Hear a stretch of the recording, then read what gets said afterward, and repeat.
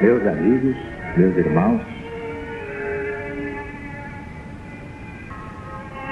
o Centro Espiritual Universalista, o CEL da LBV, unifica neste final de ciclo todos os ensinamentos de Jesus em espírito e verdade, mas à luz do novo mandamento. Nenhum sectarismo, nenhum ecletismo, nenhum hibridismo, porque a verdade não é híbrida, não é sincrética, não é eclética, não é sectária. A doutrina do céu é exatamente a doutrina do Cristo de Deus, acima de todas as perversidades geradas pelas religiões humanas, diletas filhas de Satanás ou do Anticristo.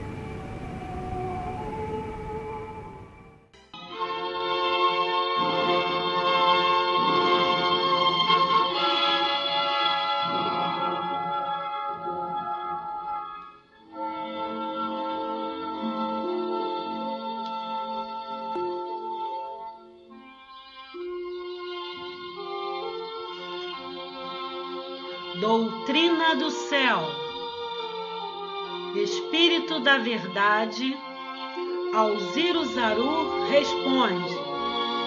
A lição de hoje é Boa Vontade 1, publicada no jornal Gazeta de Notícias, no dia 12 de março de 1970.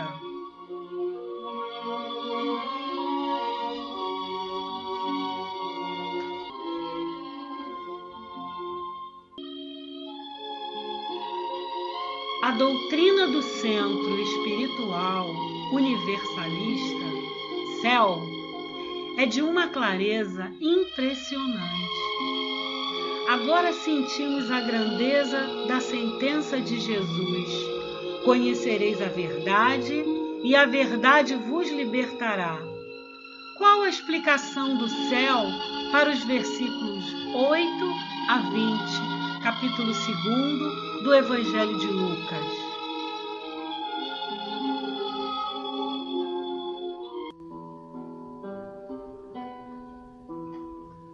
Esta é a passagem evangélica.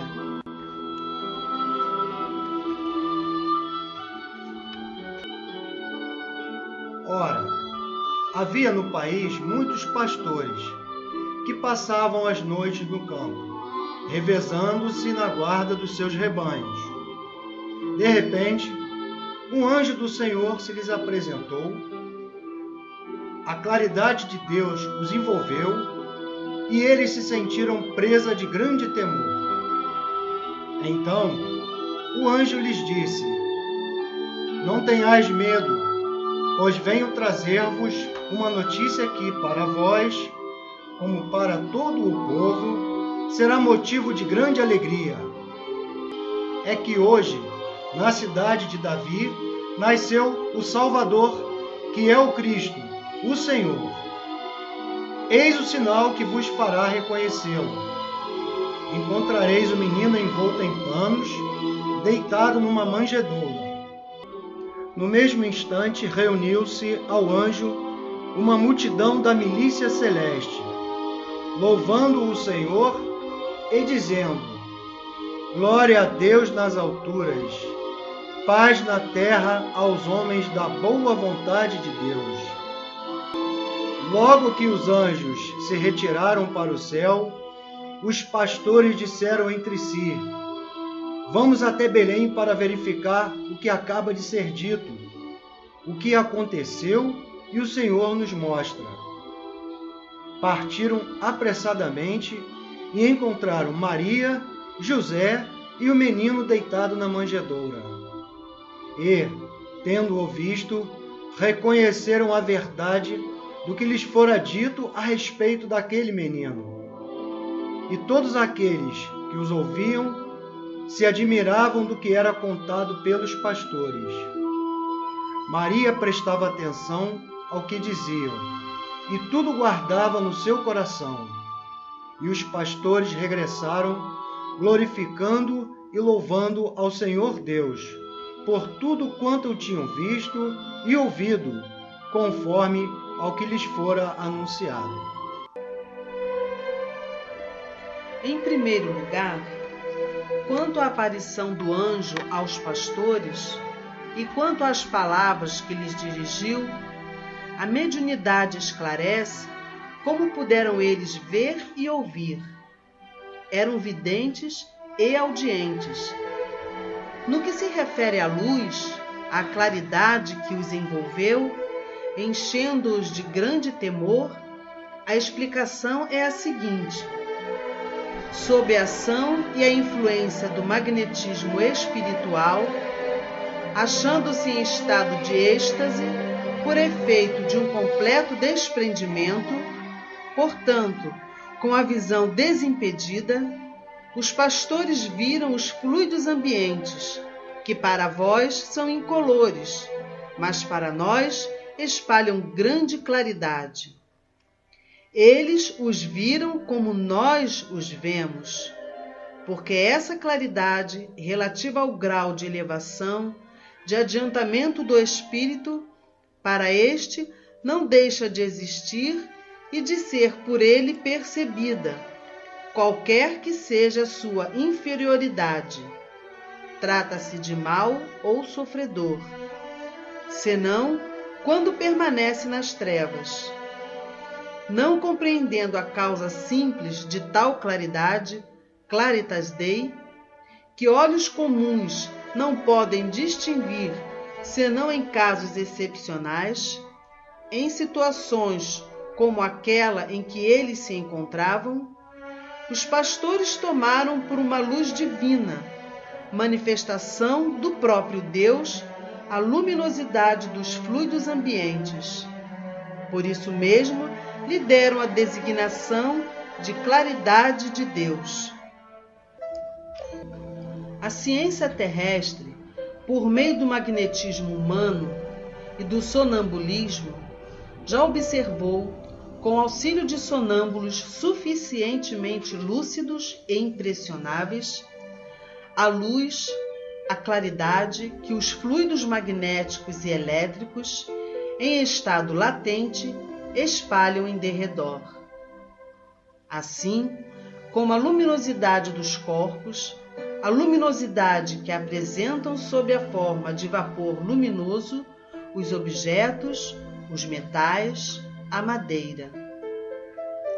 E a ciência, por meio do magnetismo humano e do sonambulismo com o auxílio de pacientes em condições semelhantes às que apresentavam os pastores, será levada a dar testemunho desse estado luminoso dos fluidos ambientes, fonte de grande e permanente claridade para os espíritos errantes.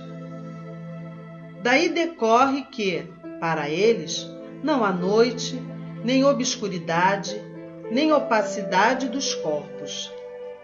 Não existindo no espaço obstáculos ou barreiras que lhes detenham a visão espiritual. Aquela fração da milícia celeste não era mais que a multidão dos bons espíritos prepostos à manifestação espiritual. Por efeito da mediunidade vidente e auditiva, os pastores os viram e escutaram as palavras que conheceis como o Cântico dos Anjos, o qual, depois de atravessar tantos séculos, ainda ecoará pelos séculos vindouros. Glória a Deus nas alturas, paz na terra aos homens da boa vontade de Deus. O ensino resulta do confronto que se estabeleça entre o que ocorreu com os pastores e o que se deu com os magos. O homem jamais deve orgulhar-se da posição que ocupe no mundo, porque diante de Deus o menor pode ser o maior. Quais as pessoas que receberam primeiro a notícia do nascimento de Jesus. Humildes pastores que viviam sem instrução e sem orgulho no seio da natureza, aprendendo no seu livro imenso os segredos da divindade. São ignorantes, mas sabem crer, amar e esperar. Tanto basta para serem considerados dignos de receber, antes de tanta gente culta e importante, a boa nova de Deus. Os 2 pontos se extremam.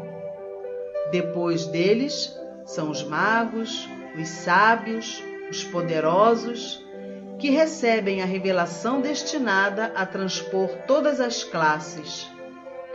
Começando pelos degraus inferiores da escala, terá de subir até ao ápice. Os magos também criam, mas neles a fé não era tão pura. Tinham mais curiosidade de verificar um fato duvidoso do que plena confiança nas palavras do anjo. Todavia, também eles vêm ajoelhar-se diante do menino, trazendo-lhe os tributos que se ofereciam ao Senhor. É que, sem o compreenderem, sentem que aquele menino, se de fato existe, deve ser de uma essência superior à deles, para causar tamanha expectativa. Seria o Messias tão anunciado desde Moisés? Estaria ali, na forma de uma criança, o próprio Filho de Deus?